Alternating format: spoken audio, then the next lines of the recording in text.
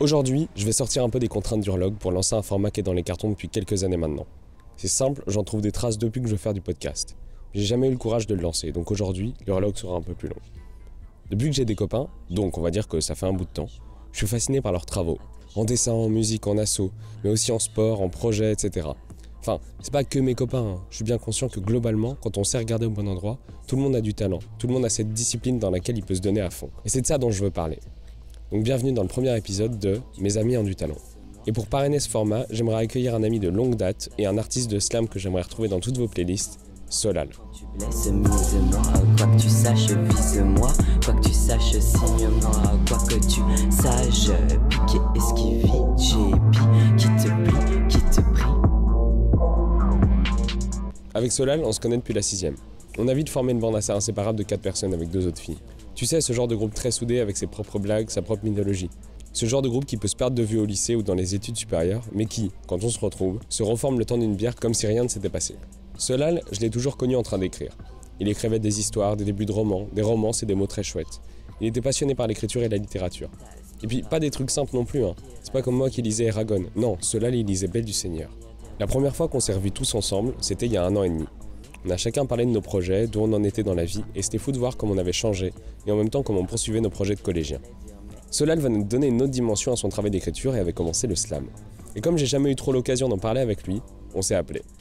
Alors forcément, en bon apprenti intervieweur, la première question que je lui ai posée, ça a été « Pourquoi le slam ?»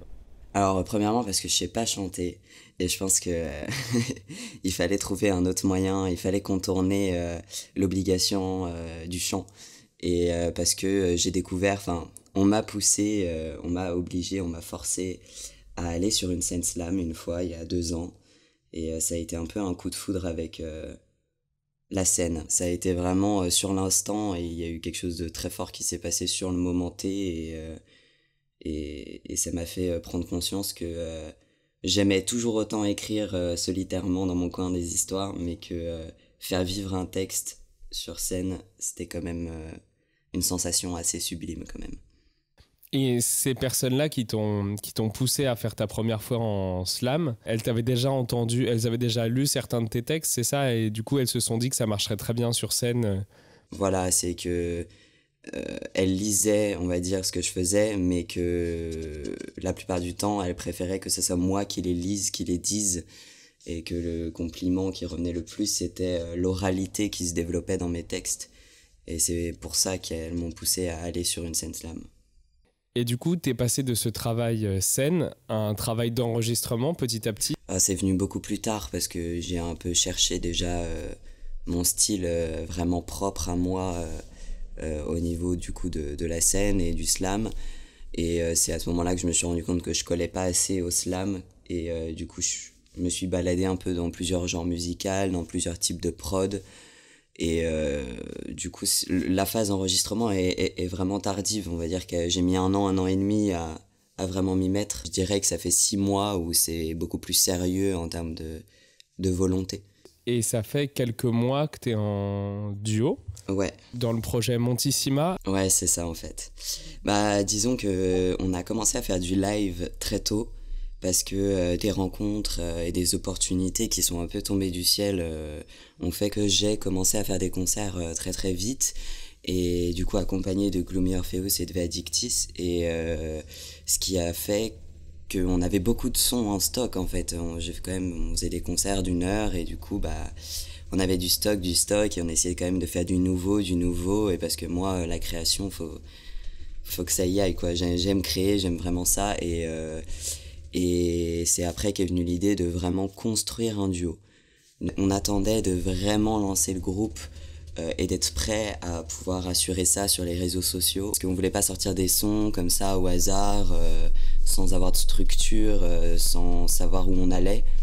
Et maintenant, on sait où on va et du coup, on avait fait pas mal d'enregistrements. Contenant, dérivé quel corps, encore, décidé comme continent du soleil, comme pareil à tes vadrouilles, tu débarbouilles tes œillères avec la boue, tombée, hautement de tes lampadaires sans couleur, de tes grisailles guillotinées pour un maquillage de gargouille. Alors moi, je m'occupe de tout ce qui va être textuel. Voilà, Dicty s'occupe de tout ce qui est la musique. De temps en temps, il s'occupe un petit peu du mixage, on va dire, et du mastering. 9 clips sur 10 sont de moi aussi, ouais. Je suis hyper content de voir que vous sortez énormément de sons en ce moment. Ouais. Et là, en plus, vous êtes dans une démarche pour la semaine à venir, enfin même pour les... Même pas pour la semaine, 10 jours. pour les quelques jours à venir. Vous sortez un clip tous les 2 jours dans une série qui s'appelle Vos, c'est ça? Voces, ouais, c'est latin. Mais ouais, Voces, oui, ça c'est un projet qui est né pareil, spontanément, hein, qui est quand même le maître mot du projet. C'était de l'impro total. Je me suis enregistré avec mon téléphone sur un morceau que Théo m'avait envoyé. Et c'était pour moi une manière intéressante de pousser la pensée et de rester dans cette spontanéité où rien n'est travaillé. Il y a pas de texte à suivre, il n'y a pas de texte à apprendre.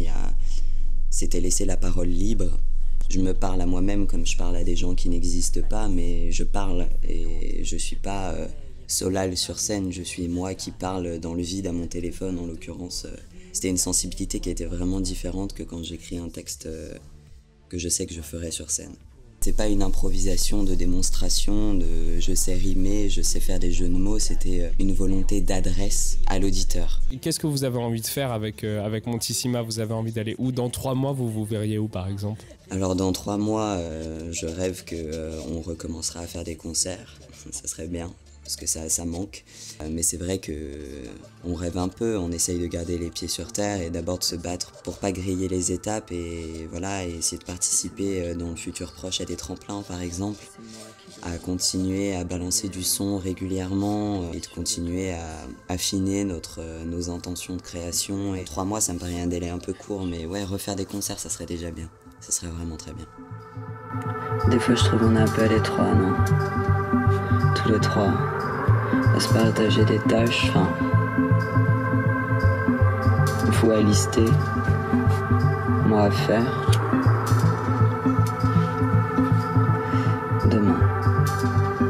À faire demain. Donc voilà, je vous conseille plus que chaudement d'aller écouter le travail de Solal en solo et avec son groupe Montissima.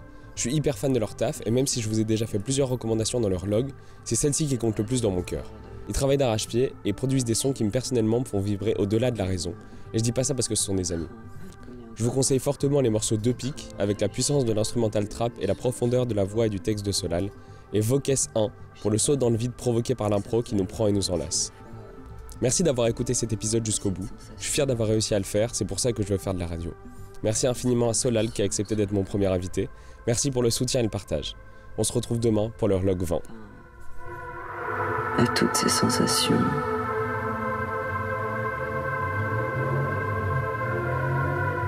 À penser aux nôtres.